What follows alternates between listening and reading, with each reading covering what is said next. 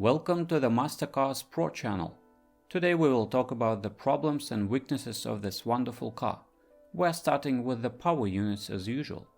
Second generation Magentis was equipped with 2-liter, 2.4-liter and 2.7-liter gas engines and 2-liter CRDi diesel. Gas engine's CVVT system requires some good oil. Solenoid valves easily get contaminated if service terms of 8 to 10,000 km are violated. Valve problems result in knocks at idle RPM.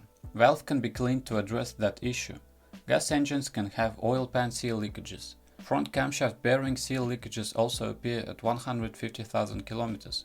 This leads to crankshaft alternator pulley disconnection.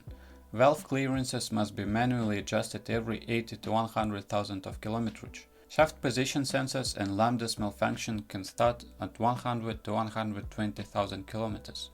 Idle RPM diesel sounds are normal for this engine. G4KD engine injectors produce ticking sound that is absolutely normal. Idle RPM vibrations may be signed to spark plugs replacement. Neutralizers last for 120 to 150,000 km. Replacement violation will make ceramic neutralizer particles get into combustion chamber, making on-surface scratches. Diesel engines have EGR valve, DPF filter and fuel system problems starting at 100,000 km. All of these components cost a lot. 5-speed manual, 4-speed Tiptronic auto and 5-speed auto gearboxes were set on Magentis too. All the gearboxes operate good if regularly maintained. Manual gearbox oil should be changed every 60,000 km. ATF change is done every 90,000 km. Manual transmission clutch gives up at 150,000 km. Diesel cars have a dual mass flywheel that should be replaced once in every 100 to 120,000 km. Specific knocks at clutch release moments are the sign to that. Manual gearbox produces another sounds that have no reliability effect and cannot be removed. Automatic transmission operates pretty slowly. Some kicks may be observed, no other negative moments were seen. Automatic transmission lifetime depends on driving style and maintenance regularity. Suspension is firm but quite noisy. The reason is shock absorber protective boot looseness. Shock absorbers can knock themselves, minimal heat carries the sound away.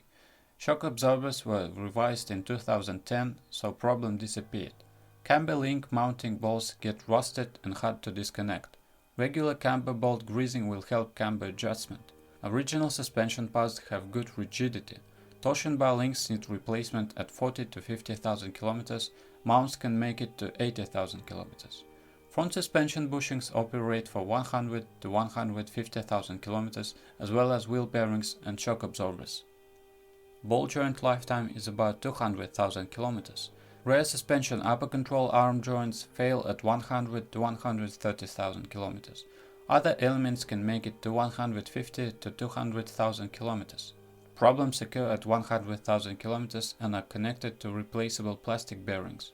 Steering joints have resource of 100 to 120,000 km. Links leaf for 150,000 km.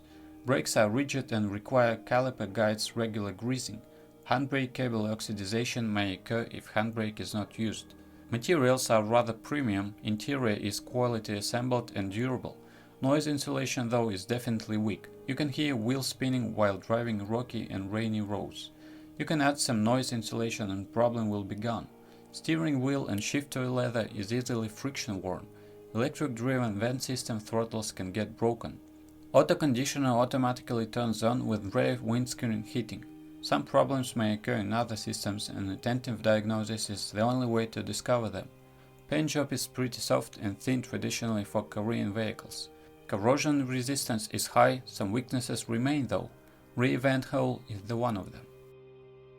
Well, if you are the owner of this car, then please describe the problems that you had to face during the operation of the car. Perhaps it is your feedback that will help viewers when choosing a car. That's it for today.